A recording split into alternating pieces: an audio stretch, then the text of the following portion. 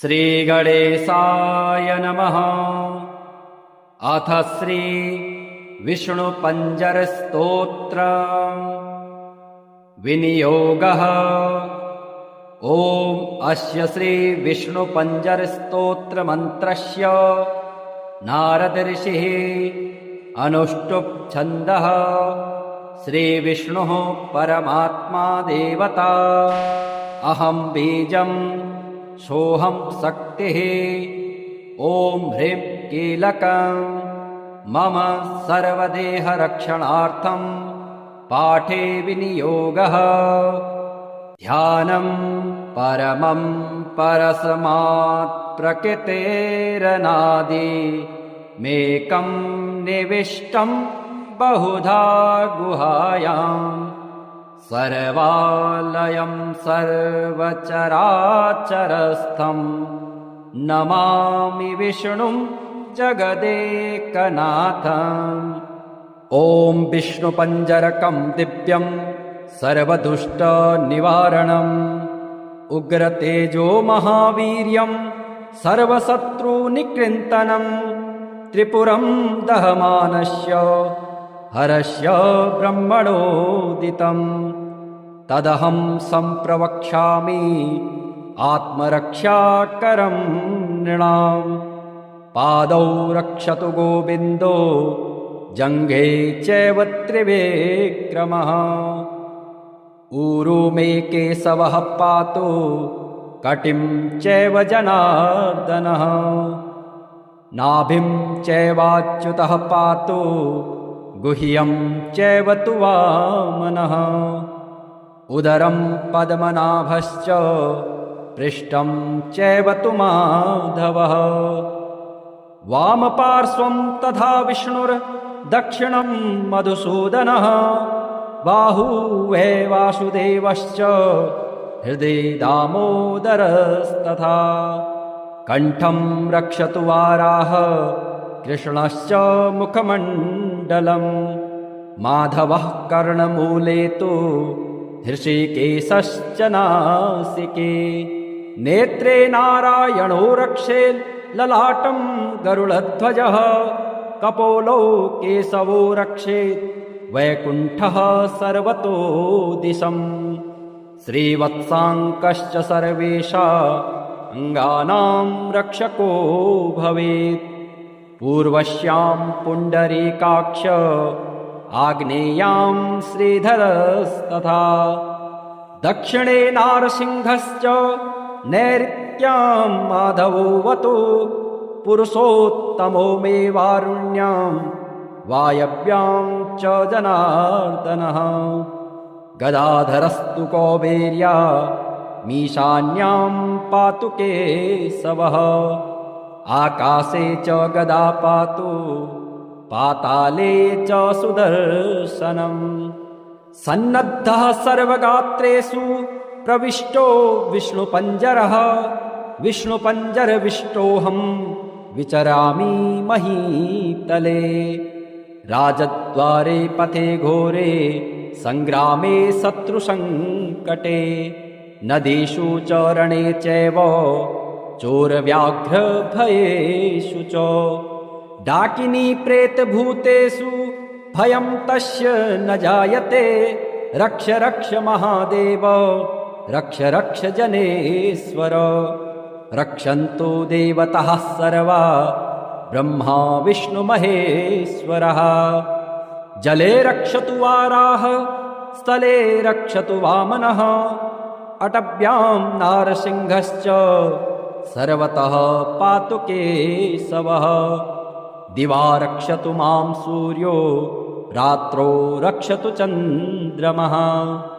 पन्थानां दुर्गमं रक्षेत् सर्वमेव जनार्दनः। रोगविघ्नहतश्चैव ब्रह्मः गुरुतल्पगः। स्त्रीहन्ता बालघाती च सुरापो वृषलेपति। मुच्यते सर्वपापेभ्यो यः पठेन्नात्र संशयः। अपुत्रो लभते पुत्रं धनार्थी लभते धनम्। विद्यार्थी लभते विद्यां मोक्षार्थी लभते गतिम् आपदो हरते नित्यं विष्णुस्तोत्रार्थसम्पदा यस्त्विदं पठते स्तोत्रं विष्णुपञ्जरमुत्तमम् मुच्यते सर्वपापेभ्यो विष्णुलोकं स गच्छति गोसहस्रफलं तस्य वाजपेयशतस्य च अश्वमेधसहस्रस्य फलं प्राप्नोति मानवः सर्वकामं लभेदस्य पठनान्नात्र संशयः जले विष्णुः स्थले विष्णुर्विष्णुः पर्वतमस्तके ज्वालामालाकुले विष्णुः सर्वं विष्णुमयं जगत् तुलस्योवाच ॐ नमो भगवते तुभ्यं नारायण जगत्पते केवलानुभवानन्द स्वरूप परमेश्वर कंसारये महेशाय केशवाय नमोऽस्तुते हरये नरसिंहाय श्रीकान्ताय नमो नमः नमो भक्त्यैकलभ्याय तर्कदूराय ते नमः नमो वेदान्तवेद्याय विद्यावेद्याय ते नमः नमस्ते श्रुतिगम्याय श्रुतिस्तुत्याय ते नमः नमो नीलघनश्याम तनवे धृतमूर्तये बहुरूपोरुरूपाय निरूपाय नमो नमः पूजकाय च पूज्याय पत्रपुष्पफलः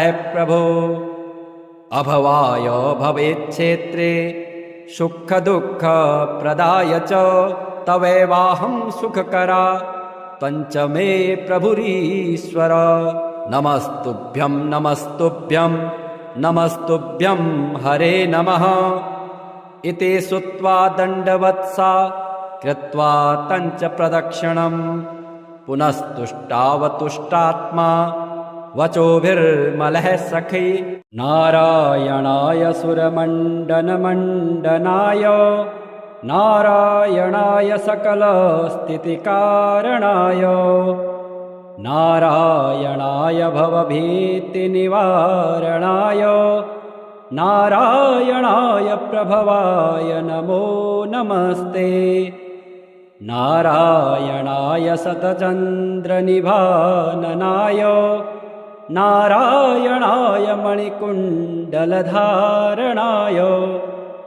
नारायणाय निजभक्तपरायणाय नारायणाय सुभगाय नमो नमस्ते नारायणाय सुरलोकप्रपोषकाय नारायणाय खलदुष्टविनाशकाय नारायणाय दितिपुत्रविमर्दनाय नारायणाय सुलभाय नमो नमस्ते नारायणाय रविमण्डलसंस्थिताय नारायणाय परमार्थप्रदर्शनाय नारायणाय अतुलाय अतीन्द्रयाय नारायणाय विरजाय नमो नमस्ते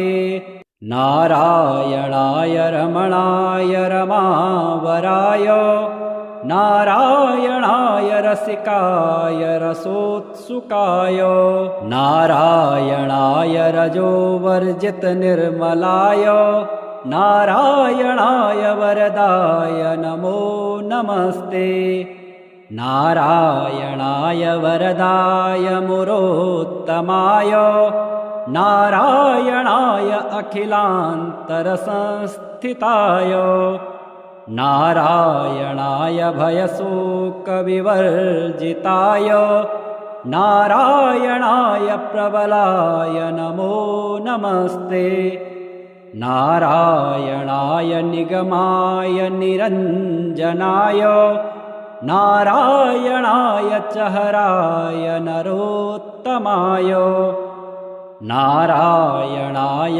कटिसूत्रविभूषणाय नारायणाय हरये महते नमस्ते।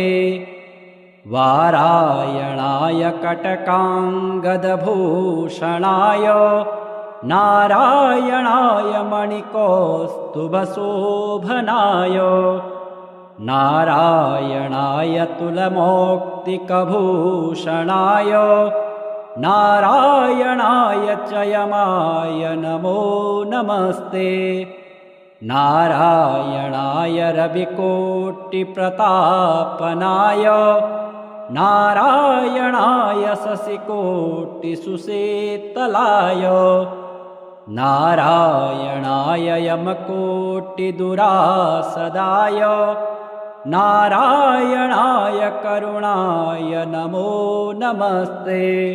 नारायणाय मुकुटोज्ज्वलसोज्ज्वलाय नारायणाय मणिनूपुरभूषणाय नारायणाय ज्वलिताग्निशिखप्रभाय नारायणाय हरये गुरवे नमस्ते। नारायणाय दशकण्ठविमर्दनाय नारायणाय विनतात्मजवाहनाय नारायणाय मणिकौस्तुभभूषणाय नारायणाय परमाय नमो नमस्ते। नारायणाय विदुराय च माधवाय नारायणाय कमठाय महीधराय नारायणाय उर्गाधिपमञ्चकाय नारायणाय विरजापतये नमस्ते। नारायणाय रविकोटिसमाम्बराय नारायणाय च हराय मनोहराय नारायणाय निजधर्मप्रतिष्ठिताय नारायणाय च मखाय नमो नमस्ते। नारायणाय भवरोगरसायनाय नारायणाय शिवचापप्रतोट्टनाय नारायणाय निजवानरजीवनाय नारायणाय सुभुजाय नमो नमस्ते। नारायणाय सुरथाय सुहृत्सिताय नारायणाय कुशलाय धुरन्धराय नारायणाय गजपाशविमोक्षणाय नारायणाय जनकाय नमो नमस्ते। नारायणाय निजभृत्यप्रपोषकाय नारायणाय शरणागतपञ्जराय नारायणाय पुरुषाय पुरातनाय नारायणाय सुपथाय नमो नमस्ते। नारायणाय मणिश्वासनसंस्थिताय नारायणाय शतवीर्यशताननाय नारायणाय पवनाय च केशवाय नारायणाय रविभाय नमो नमस्ते। श्रीपतिर्यज्ञपतिः प्रजापतिर्धियां पतिर्लोकपतिर्धरापतिः पतिर्गतिश्चान्धकविष्णिसात्वतां प्रसीदतां मे भगवान् सतां पतिः। त्रिभुवनकमनं तमालवर्णं रविगर्गौरवराम्बरं दधाने वपुरलकुलावृतान्ननाब्जं विजयसखेरतिरस्तु मे नवद्य। अष्टोत्तराधिकशतानि सुकोमलानि नामानि ये सुकृतिनः सततं स्मरन्ति तेनेकजन्मकृतपापचयात् विमुक्ता नारायणे व्यवहितां गतिमाप्नुवन्ति। ॐ विष्णुपञ्जरकं दिव्यं सर्वदुष्टनिवारणम् उग्रतेजो महावीर्यं सर्वशत्रुनिकृन्तनं त्रिपुरं दहमानस्य हरस्य ब्रह्मणोदितं तदहं सम्प्रवक्ष्यामि आत्मरक्षाकरं नृणाम्। पादौ रक्षतु गोविन्दो जङ्घे चैव त्रिविक्रमः ऊरू मे केशवः पातु कटिं चैव जनार्दनः नाभिं चैवाच्युतः पातु गुह्यं चैव तु वामनः उदरं पद्मनाभश्च पृष्ठं चैव तु माधवः वामपार्श्वं तथा विष्णुर्दक्षिणं मधुसूदनः बाहुवे वासुदेवश्च हृदि दामोदरस्तथा कण्ठं रक्षतु वाराह कृष्णश्च मुखमण्डलं माधवः कर्णमूले तु हृषिकेशश्च नासिके नेत्रे नारायणो रक्षेत् ललाटं गरुडध्वजः कपोलौ केशवो रक्षेत् वैकुण्ठः सर्वतो दिशं श्रीवत्साङ्कश्च सर्वेषां अङ्गानां रक्षको भवेत् पूर्वस्यां पुण्डरीकाक्ष आग्नेयां श्रीधरस्तथा दक्षिणे नारसिंहश्च नैऋत्यां माधवोऽवतु पुरुषोत्तमो मे वारुण्यां वायव्यां च जनार्दनः गदाधरस्तु कौबेर्या मीशान्यां पातु केशवः आकाशे च गदा पातु पाताले च सुदर्शनम् सन्नद्धः सर्वगात्रेषु प्रविष्टो विष्णुपञ्जरः विष्णुपञ्जरविष्टोऽहं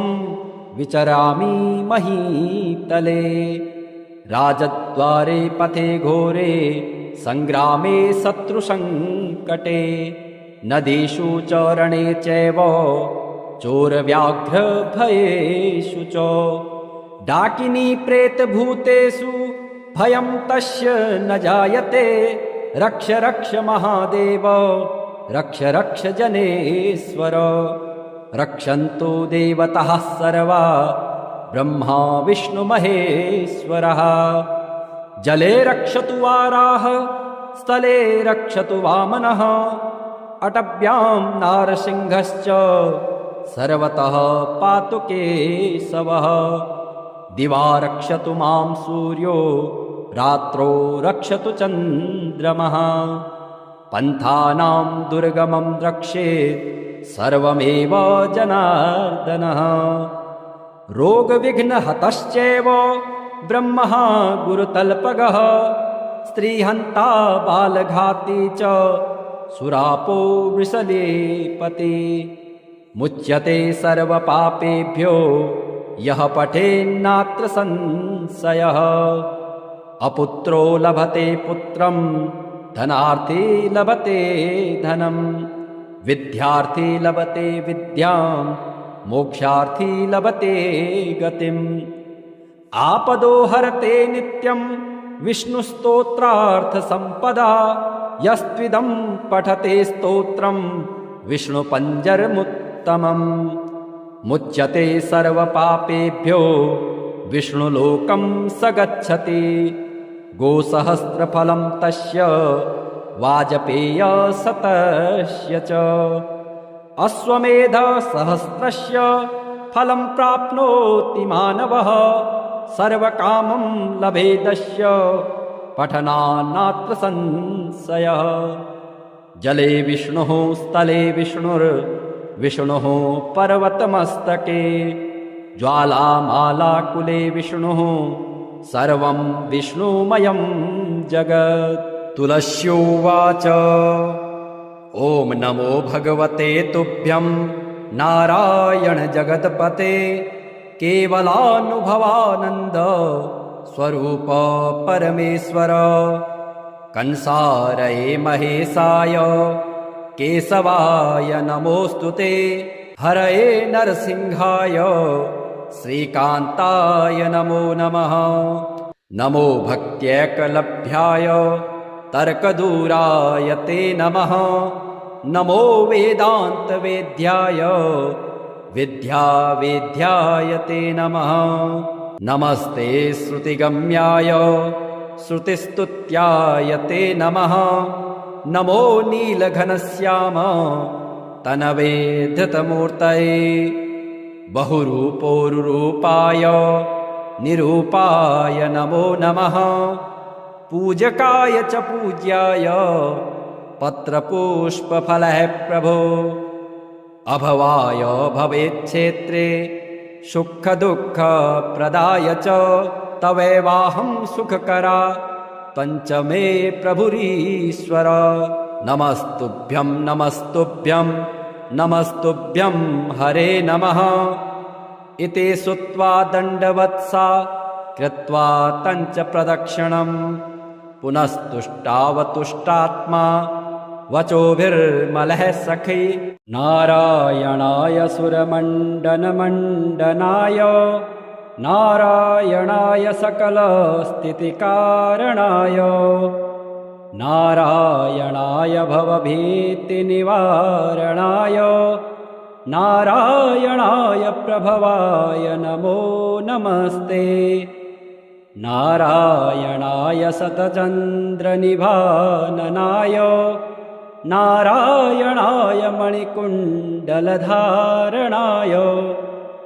नारायणाय निजभक्तपरायणाय नारायणाय सुभगाय नमो नमस्ते नारायणाय सुरलोकप्रपोषकाय नारायणाय खलदुष्टविनाशकाय नारायणाय दितिपुत्रविमर्दनाय नारायणाय सुलभाय नमो नमस्ते नारायणाय रविमण्डलसंस्थिताय नारायणाय परमार्थप्रदर्शनाय नारायणाय अतुलाय अतीन्द्रयाय नारायणाय विरजाय नमो नमस्ते नारायणाय रमणाय रमावराय नारायणाय रसिकाय रसोत्सुकाय नारायणाय रजोवर्जितनिर्मलाय नारायणाय वरदाय नमो नमस्ते नारायणाय वरदाय मुरोत्तमाय नारायणाय अखिलान्तरसंस्थिताय नारायणाय भयशोकविवर्जिताय नारायणाय प्रबलाय नमो नमस्ते नारायणाय निगमाय निरञ्जनाय नारायणाय चहराय नरोत्तमाय नारायणाय कटिसूत्रविभूषणाय नारायणाय हरये महते नमस्ते वारायणाय कटकाङ्गदभूषणाय नारायणाय मणिकौस्तुभशोभनाय नारायणाय तुलमौक्तिकभूषणाय नारायणाय च यमाय नमो नमस्ते नारायणाय रविकोटिप्रतापनाय नारायणाय शशिकोटिसुसेतलाय नारायणाय यमकोटिदुरासदाय नारायणाय करुणाय नमो नमस्ते। नारायणाय मुकुटोज्ज्वलसोज्ज्वलाय नारायणाय मणिनूपुरभूषणाय नारायणाय ज्वलिताग्निशिखप्रभाय नारायणाय हरये गुरवे नमस्ते।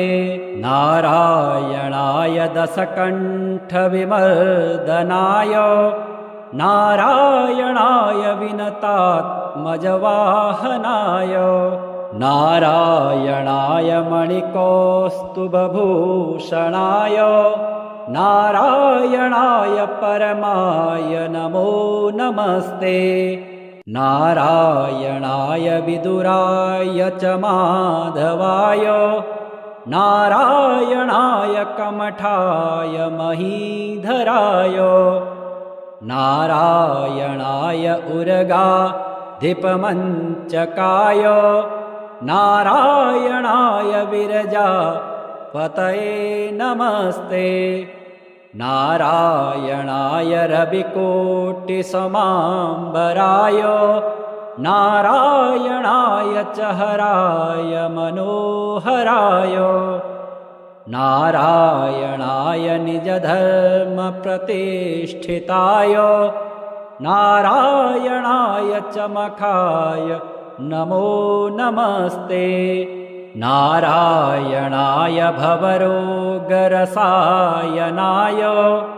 नारायणाय शिवचापप्रतोट्टनाय नारायणाय निजवानरजीवनाय नारायणाय सुभुजाय नमो नमस्ते।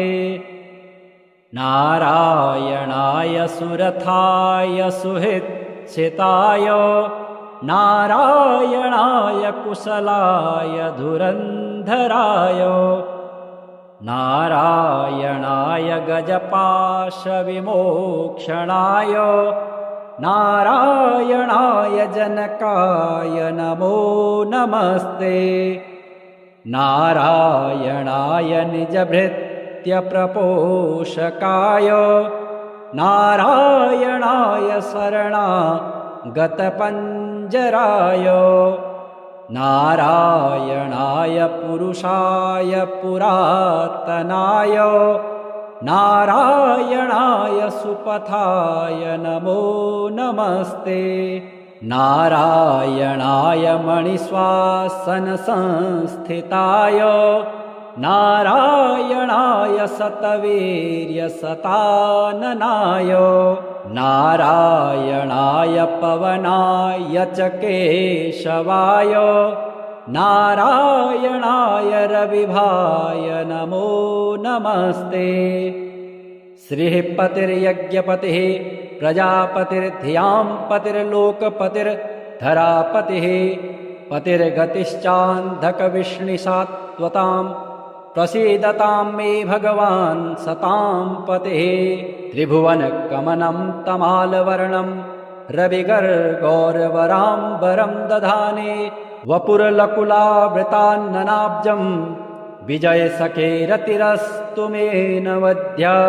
अष्टोत्तराधिकशतानि सुकोमलानि नामानि ये सुकृतिनः सततं स्मरन्ति तेनेकजन्मकृतपापचयात् विमुक्ता नारायणे व्यवहितां गतिमाप्नुवन्ति। ॐ विष्णुपञ्जरकं दिव्यं सर्वदुष्टनिवारणम् उग्रतेजो महावीर्यं सर्वशत्रुनिकृन्तनं त्रिपुरं दहमानस्य हरस्य ब्रह्मणोदितं तदहं सम्प्रवक्ष्यामि आत्मरक्षाकरं नृणाम्। पादौ रक्षतु गोविन्दो जङ्घे चैव त्रिविक्रमः ऊरू मे केशवः पातु कटिं चैव जनार्दनः नाभिं चैवाच्युतः पातु गुह्यं चैव तु वामनः उदरं पद्मनाभश्च पृष्ठं चैव तु माधवः वामपार्श्वं तथा विष्णुर्दक्षिणं मधुसूदनः बाहुवे वासुदेवश्च हृदि दामोदरस्तथा कण्ठं रक्षतु वाराह कृष्णश्च मुखमण्डलं माधवः कर्णमूले तु हृषिकेशश्च नासिके नेत्रे नारायणो रक्षे ललाटं गरुडध्वजः कपोलौ केशवो रक्षेत् वैकुण्ठः सर्वतो दिशम् श्रीवत्साङ्कश्च सर्वेषा अङ्गानां रक्षको भवेत् पूर्वस्यां पुण्डरीकाक्ष आग्नेयां श्रीधरस्तथा दक्षिणे नारसिंहश्च नैऋत्यां माधवोऽवतु पुरुषोत्तमो मे वारुण्यां वायव्यां च जनार्दनः गदाधरस्तु कौबेर्या मीशान्यां पातु केशवः आकाशे च गदा पातु पाताले च सुदर्शनम् सन्नद्धः सर्वगात्रेषु प्रविष्टो विष्णुपञ्जरः विष्णुपञ्जरविष्टोऽहं विचरामि महीतले राजद्वारे पथे घोरे सङ्ग्रामे शत्रुसङ्कटे नदीषु च रणे चैव चोरव्याघ्रभयेषु च डाकिनी प्रेतभूतेषु भयं तस्य न जायते रक्ष रक्ष महादेव रक्ष रक्ष जनेश्वर रक्षन्तु देवताः सर्वा ब्रह्मा विष्णुमहेश्वरः जले रक्षतु वाराह स्थले रक्षतु वामनः अटव्यां नारसिंहश्च सर्वतः पातु केशवः दिवा रक्षतु मां सूर्यो रात्रौ रक्षतु चन्द्रमः पन्थानां दुर्गमं रक्षेत् सर्वमेव जनार्दनः रोगविघ्नहतश्चैव ब्रह्मः गुरुतल्पगः स्त्रीहन्ता बालघाती च सुरापो वृषलेपति मुच्यते सर्वपापेभ्यो यः पठेन्नात्र संशयः अपुत्रो लभते पुत्रं धनार्थी लभते धनं विद्यार्थी लभते विद्यां मोक्षार्थी लभते गतिम् आपदो हरते नित्यं विष्णुस्तोत्रार्थसम्पदा यस्त्विदं पठते स्तोत्रं विष्णुपञ्जरमुत्तमम् मुच्यते सर्वपापेभ्यो विष्णुलोकं स गच्छति गोसहस्रफलं तस्य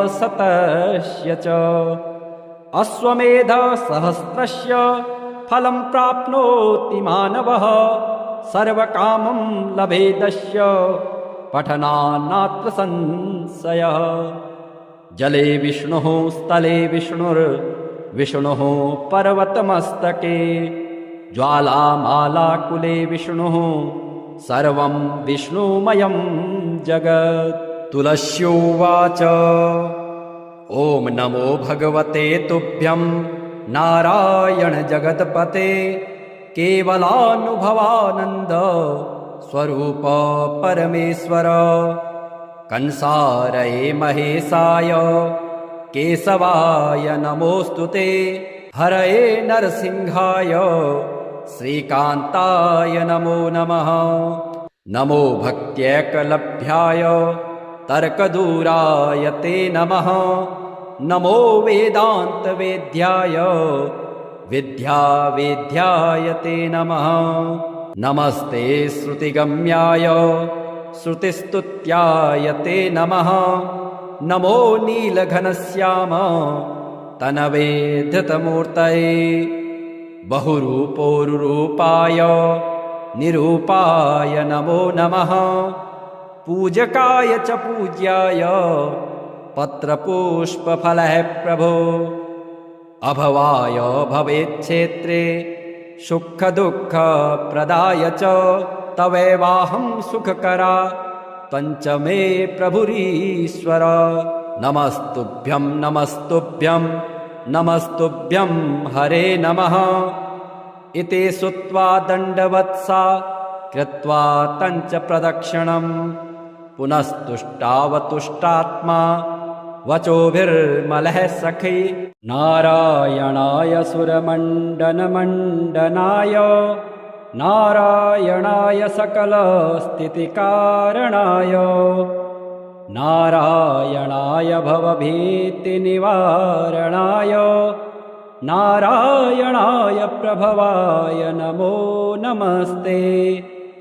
नारायणाय शतचन्द्रनिभाननाय नारायणाय मणिकुण्डलधारणाय नारायणाय निजभक्तपरायणाय नारायणाय सुभगाय नमो नमस्ते।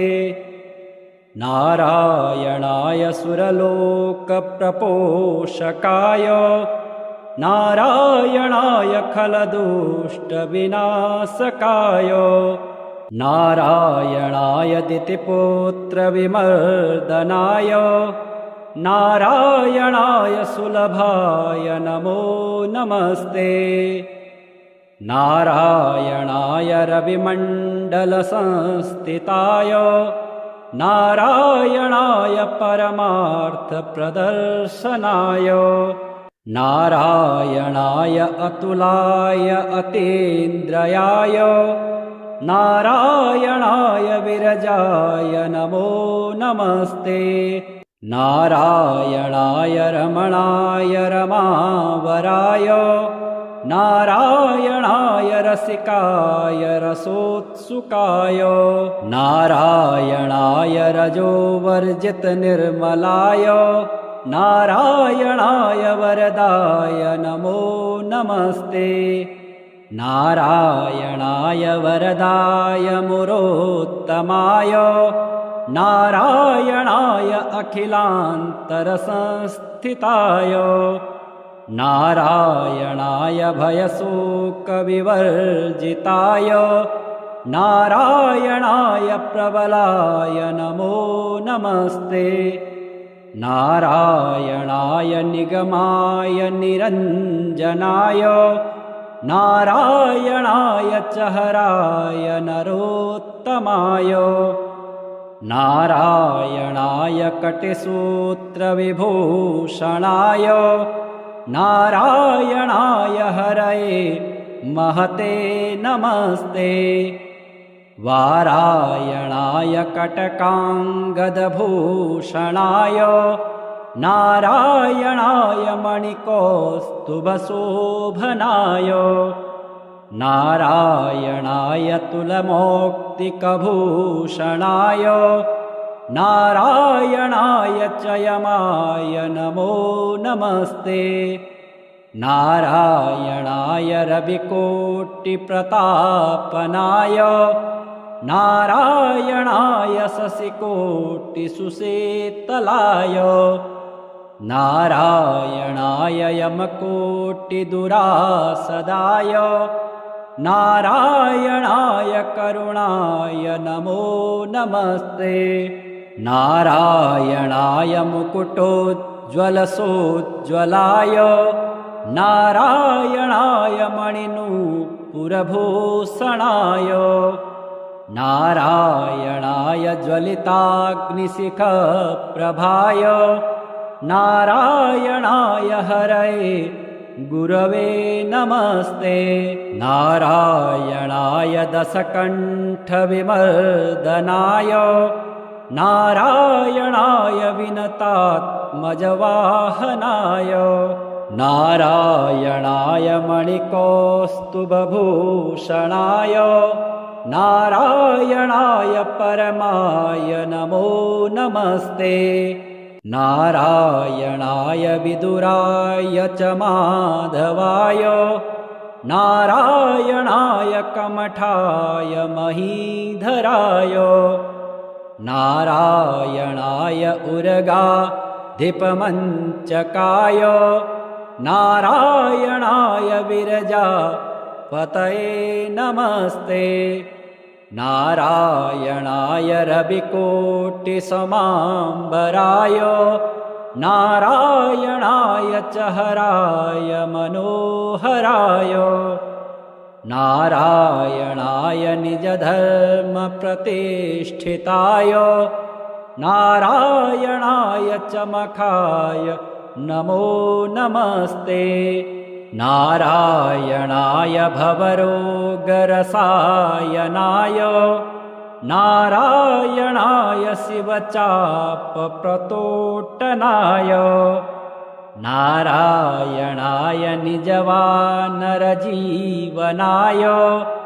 नारायणाय सुभुजाय नमो नमस्ते नारायणाय सुरथाय सुहृच्छिताय नारायणाय कुशलाय धुरन्धराय नारायणाय गजपाशविमोक्षणाय नारायणाय जनकाय नमो नमस्ते नारायणाय निजभृत्यप्रपोषकाय नारायणाय शरणागतपञ्जराय नारायणाय पुरुषाय पुरातनाय नारायणाय सुपथाय नमो नमस्ते नारायणाय